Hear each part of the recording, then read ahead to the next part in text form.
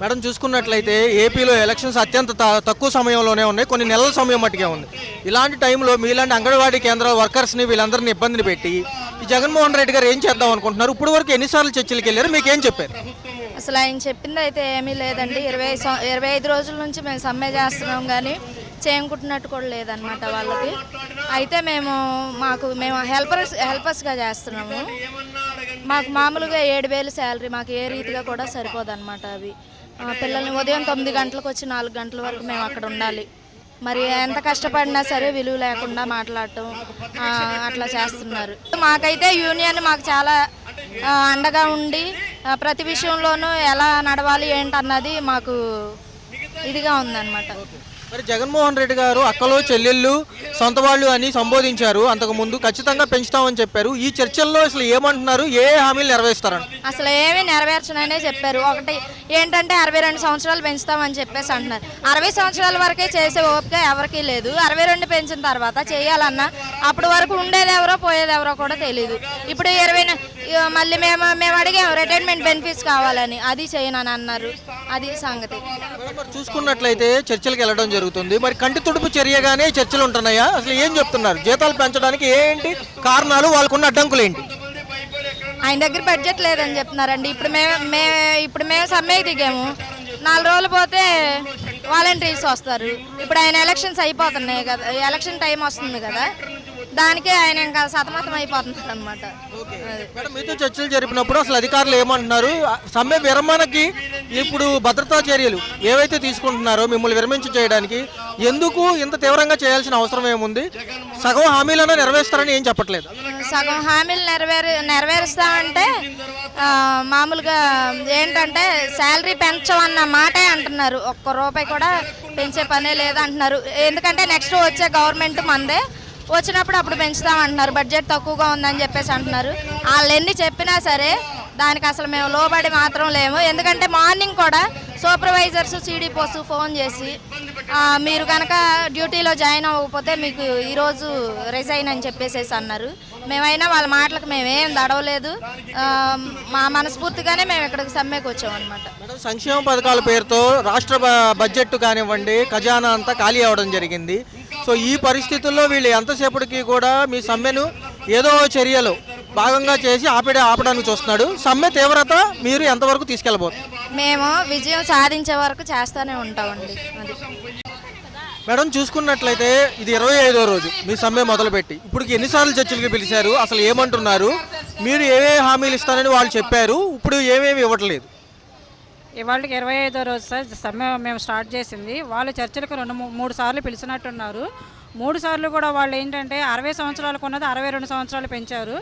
ఆయమ్మలకి 40 సంవత్సరాల నుంచి 50 సంవత్సరాలకి ప్రమోషన్కి సంవత్సరాలు పెంచారు. టీఏ మాకు 2017 వరకు టీఏ అమల్లో ఉంది, దాన్ని 2017తో ఆపేశారు, దాన్ని మళ్ళీ అమల్లోకి తీసుకొచ్చారు. చనిపోతే మేము రిటైర్ అయిపోయిన తర్వాత ఇన్సూరెన్స్ మాకు 50,000 ఉండేది, దాన్ని 1,00,000 రూపాయలు చేసామని చెప్పేసి వాళ్ళ హామీలు అనేది ఇవ్వడం మొదలుపెట్టారు. మేము అవేమీ వద్దు, మాకేంటంటే జీతాలు పెంచండి, సుప్రీంకోర్టు అమలు చేసినటువంటి గ్రాట్యుటీ మాకు ఇవ్వండి అని మేము ఆ రెండే మెయిన్గా అడుగుతున్నాము. మాకు మిగతా వాటితోటి మాకు అంత ఇది లేదు. ఇప్పుడు 62 ఏళ్ళు ఎవరు బతుకుతాం అనేది మేమైతే గ్యారంటీ ఇవ్వలేము. అందుకని మేము మెయిన్ వేతనాలు అడుగుతున్నాం. ఎందుకు వేతనాలు అడుగుతున్నామంటే నిత్యావసర సరుకులు బాగా రేటుగా అంటుకుపోయినాయి, ఆకాశాన్ని అంటుతున్నాయి. మాకు వచ్చే 15,500 కూడా నెల రావు. వాళ్ళకి నెల అయితే 20 రోజుల తర్వాత ఇస్తారు. ఈ 20 రోజుల్లో మేము ఇంటి అద్దెలు కట్టుకోవాలి. మాకు ఓన్ బిల్డింగ్లు అనేది లేవు, మేము రెంట్కు ఉండేది. మా ఇంటి అద్దెలు కట్టుకోవాలి, పిల్లల్ని చూసుకోవాలి. ఇంట్లో మేము పిల్లలకు పోషణ మరి ఎలా వస్తుంది సార్ 11,500కి? నేను సింగిల్ పేరెంట్ని, మరి నేను 11,500తోటి నా 2 పిల్లలు నేను ఎలా బతికించుకోగలుగుతాను? మళ్ళీ రెంటలు కూడా సరిగా వేయరు. స్కూల్లో పెట్టిన పెట్టుబడి పోడు కూడా నెల ఇవ్వరు. 6 నెలలు అవని 7 నెలలు అవని సంవత్సరం అవని ఒకేసారి ఇస్తామంట. ఈ ఒకేసారి తీసుకొచ్చి మేము ఎలా పెట్టగలుగుతాము? ఈ 11,500తోటి మేము వచ్చినట్టుగా స్కూల్కి పెట్టుబడి పెడుతున్నాము. మా ఇంట్లో పిల్లలకి మాత్రం మేము పస్తు పెడుతున్నాం. పచ్చడి మెతుకులు పెరుగన్నాలు పెట్టి వాళ్ళని పెంచుకుంటున్నాం. గవర్నమెంట్ స్కూల్లో చదివించుకుంటున్నాం. మాకు ఉంటుంది కదండి, ప్రైవేట్ స్కూల్లో మా పిల్లల్ని చదివించుకోవాలి, మేము ఒక స్థాయిలో పెంచుకోవాలని మాకు ఉండాలి కదా.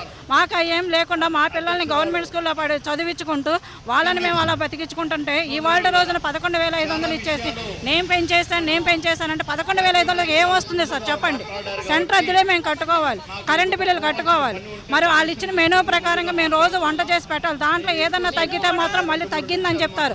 మరి నువ్వు నెలకు వచ్చేసరికి ఒక 5-6 విజిట్కి పంపిస్తావు కదా, మేము అక్కడ ఏం తప్పు చేస్తాము మీకు? మేము తప్పు చేసినా నీకు కనిపించలేదు కదా. మరి నువ్వు ఇచ్చిన హామీ ప్రకారం మేము అడుగుతున్నాం. నువ్వు హామీకి వచ్చినప్పుడు తెలంగాణ కంటే 1000 రూపాయలు అదనంగా ఇస్తాను అన్నావు. తెలంగాణ వాళ్ళు ఎప్పుడో పెంచారు 13,500. మరి ఈ రోజు వరకు కూడా నువ్వు నిద్రపోయినట్టున్నావు. నిద్ర ఇంకా లేవలేదు. ఏసీ గదుల్లో ఉన్న వాళ్ళకి నీకు ఎండ అనేది తెలియదు కదా. మేము బయట కష్టపడే వాళ్ళకి ఆ బాధలు మాకు తెలుసు. అది సార్ మాకు మెయిన్ వేతనాలు పెరగాలి. సుప్రీంకోర్టు అమలు చేసిన గ్రాట్యుటీ మాకు వస్తే మా విధులకు మేము వెళ్ళిపోతాము. మరి ఎలక్షన్స్ చూస్తే అత్యంత తక్కువ సమయంలోనే ఉన్నాయి. ఈ టైంలో జగన్మోహన్ రెడ్డి గారి ప్రభుత్వం ఇలా చేయడం వాళ్ళకి సమంజసమే అంటారా? ప్రజలు మరోసారి నమ్మే విధానం ఉందంటారు? ప్రజలైతే ఈ అంగన్వాడీ వాళ్ళైతే మేమైతే నమ్మము సార్ ఆయన్ని. ఇక ప్రజలు అంటారా, ఇక వాళ్ళది ఇళ్లలో ఉన్న వాళ్ళకి బాధలు ఏం తెలుసు? పథకాలు వస్తున్నాయి, మా పథకాలతో మేము గెలిపిస్తామని వాళ్ళకి ఏమైనా ఒపీనియన్ ఉందేమో మాకు తెలియదు సార్. అది మేము ప్రజలకే అప్పచెబుతున్నాము. ప్రజలు కూడా మా సరౌండింగ్స్లో మా పిల్లల పేరెంట్స్కి అయితే మా బాధలు తెలుసు. మాకనే కాదు, ఇప్పుడు వాళ్ళు చూసుకుంటే మున్సిపల్ వాళ్ళు కూడా రోడ్డు మీదకి వచ్చారు. వాళ్ళతో పాటు బిల్డింగ్ కార్మికులని అందరూ కూడా కాంట్రాక్ట్కి సంబంధించిన వాళ్ళందరూ కూడా సమ్మె చేస్తున్నారు. కాబట్టి ఆయనకే వదిలేస్తాం సార్. ఆయన దాన్ని దృష్టిలో పెట్టుకొని ఏమన్నా చేస్తే నెక్స్ట్ సారికి గెలిచే అవకాశం ఉంటుందని. భవిష్యత్ కార్యాచరణ ఎలా ఉండబోతుంది? సమ్మె తీవ్రత ఎలా ఉంటుంది? సమ్మె తీవ్రత అయితే ఉధృతంగానే ఉంటుంది సార్. దీంట్లో అయితే మేము తగ్గేదే మాకు జీతాలు పెంచి గ్రాట్యుటీ అమలు చేస్తేనే మేము వెళ్తాము. లేదంటే కనుక ఇంకా ఉధృతం చేస్తాం, కానీ తగ్గేదైతే లేదు సార్. మేడం చూసుకున్నట్లయితే 25వ రోజు అనుకుంటా మీ సమ్మె ఈరోజు. ఇన్ని రోజులుగా ప్రభుత్వ తరపు నుంచి మీకు ఏమి హామీలు లభించినాయి, ఏమేమి నెరవేర్చలేదు, ఏ డిమాండ్ల పైన పోరాడుతున్నారు? చర్చలు పిలిచి విఫలం అవడం జరిగింది. అసలు చర్చల్లో ఏం మాట్లాడారు? ఫైనల్గా ఏమంటున్నారు? ఇప్పుడు ఫైనల్గా వాళ్ళైతే ఏం చెప్పట్లేదు సార్. మేము ఇప్పుడు 25 రోజుల నుంచి రోడ్డున పడి మేము ఇప్పుడు పోరాడుతున్నాం గవర్నమెంట్తో. మాకు జీతాలు పెంచాలి మెయిన్. మా గ్రాడ్యుటీ ఒకటి రావాలి. మాకు ఏదైనా హెల్త్ బాగోపోతే ఒక హెల్త్ కార్డు లేదు. ఎవరైనా చనిపోతే వాళ్ళకి మట్టి ఖర్చులు కూడా ఇచ్చే దారి లేదు. మాకైతే ఎటువంటి ఇన్సూరెన్స్ లేదు సార్. మా ఫ్యామిలీకి ఏంటి సార్? మరి ఇన్ని సంవత్సరాలు మేము ఈ డిపార్ట్మెంట్లో డ్యూటీ చేసినప్పుడు మాకు ఏదో ఒక ఆధారం ఉండాలి కదా సార్. ఎటువంటి ఆధారం లేదు సార్. మాకు జగన్ గారు ఇచ్చే నవరత్నాల స్కీముల్లో కూడా ఎటువంటి స్కీము కూడా వర్తించవు అని చెప్పేసి అంటున్నారు. గవర్నమెంట్ ఎంప్లాయీ అంటున్నారు, కానీ గవర్నమెంట్ ఎంప్లాయీకి ఇచ్చేటువంటి ఎటువంటి బెనిఫిట్స్ లేవు. ఎటువంటి స్కీముల్లో కూడా మేము లేవు. నిత్యావసర ధరలన్నీ పెరిగిపోయాయి. మేము రోజు ఎలా నడపాలి సార్ ఇల్లు? మేము ఈ జీతాలతోటి మాకు ఇల్లు నడపడం చాలా కష్టంగా ఉంటుంది. మరి ఈ పరిణామాలన్నీ చూసుకుంటే మరి అక్కమ్మలు చెల్లెళ్ళు అని చెప్పి సంబోధించిన సీఎం జగన్మోహన్ రెడ్డి గారు ఏమంటున్నారు? ఏవే హామీలు నెరవేరుస్తారంటున్నారు? మీరు చర్చల్లో ఏ అధికారులతో మాట్లాడారు? మాకైతే ఎటువంటి హామీలు ఇంకా ఏం చెప్పలేదు సార్. 60 సంవత్సరాలు ఉండేది 62 సంవత్సరాలు అన్నారు. ఆయాలకు టీచర్ పోస్టులు ఇస్తానన్నారు. ఆ రెండే మాకు ఇప్పుడు ప్రజెంట్ అయితే చెప్పింది. కానీ మాకు ముందు మేము చెప్పేది ఏంటంటే జీతం పెరగాలి. ముందు మాకు శాలరీస్ 26,000 రూపాయలు మేము డిమాండ్ చేస్తున్నాం. మాకు జీతం పెరిగితేనే సార్ మిగతావన్నీ. ఇప్పుడున్న ధరలకు మేము బ్రతకాలంటే బ్రతకలేము సార్. హెల్త్ కార్డు ఒకటి కూడా మాకు కావాలి. అది మరి చూసుకుంటే ఎలక్షన్స్ అత్యంత సమీపంలో ఉన్నాయి. మరి మరోసారి జగన్మోహన్ రెడ్డి గారు పదవి ఎక్కే ఛాన్స్ ఉందంట. అది ప్రజలు ఆలోచించాలి సార్. మాలా ఎంతమందో ఇక్కడ ఇదే దగ్గర ఎంతమందో ధర్నా చేస్తున్నారు. ఇదే రకంగా నెల రోజుల నుంచి ఇక్కడే కూర్చున్నాం మేము. అది ప్రజలే ఆలోచించుకోవాలి. అది వాళ్ళ దృష్టికే వదిలేస్తున్నాం. మేమైతే ఇబ్బంది పడుతున్నాము. ఆల్రెడీ నిత్యావసర సరుకుల ధరలన్నీ పెరిగిపోయాయి. ఇంట్లో కూర్చున్న వాళ్ళకి అన్ని రకాల స్కీములు ఇస్తున్నారు. బయటకు వచ్చి కష్టపడి ప్రజల్లో తిరిగే వాళ్ళకి మాత్రం మీరు ఉద్యోగస్తులు, మీకేం అవసరం లేదు, మేము ఇచ్చే 11,500 మీరు అన్ని రకాల బ్రతకొచ్చు అంటున్నారు. ఈ రోజు రెంట్ ఎంత సార్? ఒక ఇంటి అద్దె కట్టుకొని పిల్లల్ని చదివించుకొని రోజు ఇంట్లో వంట చేసుకొని ఒక ఆడమనిషి బయటకు వచ్చి చేస్తుందంటే ఏదో ఒక రూపాయి చేసుకోవాలనే కదా సార్. మేమైతే ఈ గవర్నమెంట్లో బ్రతకలేకపోతున్నాం సార్. ఆటో ఛార్జీలు పెరిగిపోయాయి, అన్ని రకాల సరుకులు పెరిగిపోయాయి, కాయగూరలు ఎంత రేట్ అయిపోయాయి సార్. చూస్తే ప్రభుత్వము పబ్లిక్ గా బయటకేమో ఒకటి చెప్తుంది, మేము అన్నిటిని నెరవేరుస్తున్నాము, ఈ జీవోలు వదులుతున్నాము, ఒక 2 డిమాండ్లకే మేము ఒప్పుకోలేదని. అది ఎంతవరకు నిజం అంటారు? అదైతే అబద్ధం సార్. అదైతే అవన్నీ జనాలు నమ్మించుకోవటం కోసం మాకు అన్ని నెరవేరుస్తున్నాయి. రోడ్డు మీద ఉండాల్సిన పని లేదు కదా సార్.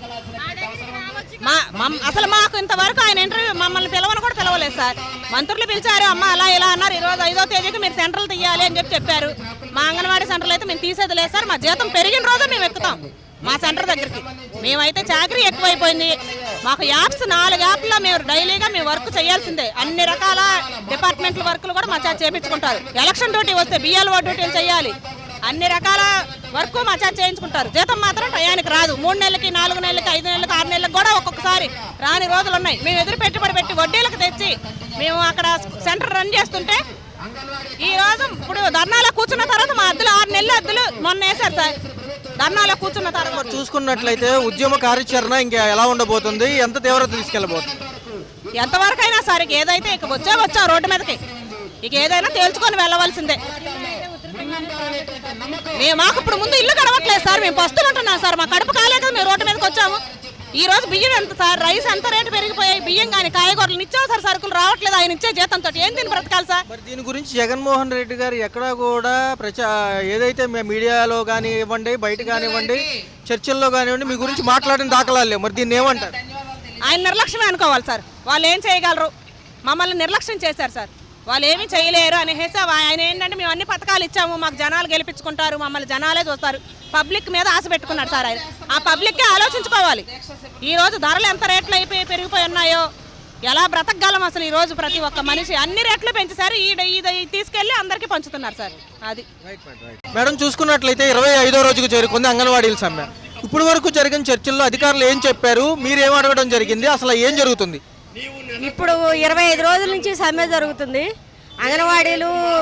అంగన్వాడీ వర్కర్లు, హెల్పర్లు సమ్మెలోనే ఉన్నాము.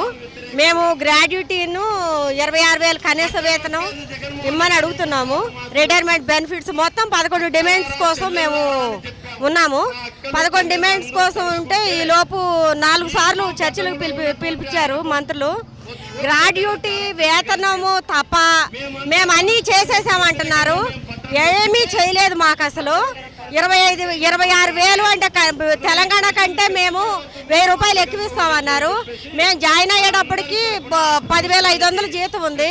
కానీ గవర్నమెంట్ ఏమంటున్నారంటే 4,500 మేమే పెంచామంటున్నారు. వాళ్ళు కేవలం పెంచిందల్లా 2019 జూన్ 6వ తేదీన 1,000 రూపాయలు పెంచారు. హెల్పర్లకు కానీ టీచర్లకు కానీ 1,000 రూపాయలు మాత్రమే పెంచారు. మేము ఎలా బ్రతకాలి? రిటైర్మెంట్ బెనిఫిట్ అడుగుతున్నాం. రిటైర్మెంట్ బెనిఫిట్ ఇప్పుడు వచ్చేసి మాకు టీచర్కి 50,000, హెల్పర్కి 20,000 ఇస్తున్నారు. కానీ మేము 5 లక్షలు అడుగుతున్నాము. అంటే మేము తర్వాత బతకడానికి మాకెట్ట జీవనాధారం ఏంటి? మాకు వెనక ముందు ఆస్తులు లేవు, కడు పేదవాళ్ళం, బడుగు బలహీన వర్గాల నుంచి వచ్చిన వాళ్ళం, ఒంటరి మహిళ, వితంతువులు ఉన్నారు, ఒంటరి మహిళలు ఉన్నారు, పిల్లలు ఇప్పుడు మాకు వచ్చే జీతంలో 7,000, 11,000 జీతంలో మేము రెంట్లే కట్టుకోమా, బడి రెంట్లే కట్టుకోమా, ఇంటి రెంట్లే కట్టుకోమా, మా జీవనమే చూసుకోమా? ఏం చేయాలి? రెంట్లు అంటే మాకు 2,000 ఇస్తున్నారు. ఎప్పుడో 2-3 నెలలకు ఒకసారి ఇస్తారు ఆ 2,000 కూడా. నాకు ఆఫీస్ నుంచి ఒత్తిళ్ళు ఉన్నాయి, మీకు 5వ తారీఖు లోపు జాయిన్ అవ్వకపోతే మిమ్మల్ని తీసేస్తామనేటువంటిది అల్టిమేటం ఇచ్చారు. కనీసం 25 రోజులు చేసిన తర్వాత మేము ఏమీ వేతనం పెంచుకోకుండా, గ్రాడ్యుటీ అమలు చేసుకోకుండా, మేము రిటైర్మెంట్ బెనిఫిట్ లేకుండా మేము వెళ్ళాం. నిర్వధిత సమ్మెనే చేస్తాం. అర్థం ఆంధ్రాకి కోట్లు ఖర్చు పెట్టడానికి ఉంది. కానీ జగన్మోహన్ రెడ్డి గారికి తెల్లవారులు 24 గంటలు నిద్రపోకుండా యాప్లని ఇయ్యని పెట్టి మమ్మల్ని తెల్లవారులు నిద్ర లేకోకుండా బీపీలు వచ్చి, షుగర్లు వచ్చి, గుండు జబ్బులు వచ్చినాయి అందరికి. ఆడదామాంధ్రాలో ఆయన ఆనందంగానే ఉన్నాడు. కానీ మేము సమ్మెలో ఎండలో ఈ విధంగా ఉన్నాం.